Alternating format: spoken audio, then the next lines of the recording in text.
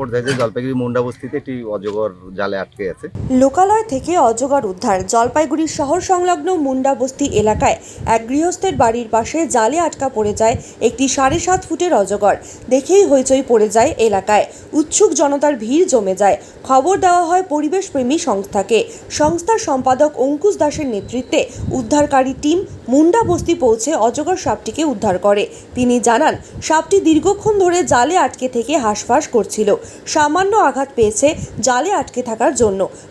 প্রাথমিক চিকিৎসা দেওয়া হয়েছে। সাপটিকে বন দফতরের হাতে তুলে দেওয়া হবে বলে জানান তিনি।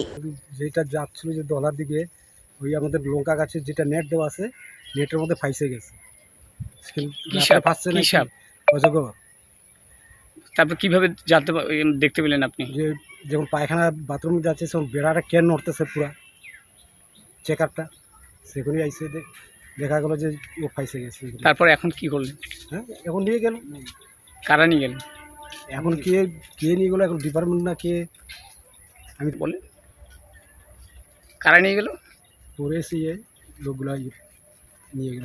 কি নাম আপনার? খবর দেয় যে জলপাইগুড়ি মুন্ডা বস্তিতে একটি অজগর জালে আটকে আছে।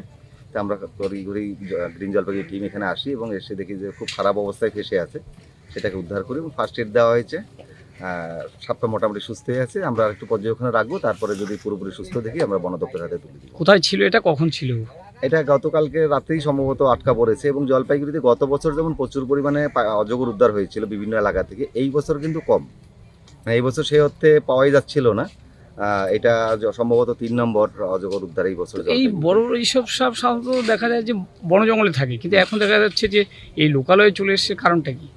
এটার বেশ কিছু কারণ আছে। প্রথমত ওদের বসবাসের পরিস্থিতি ফরেস্টে নেই।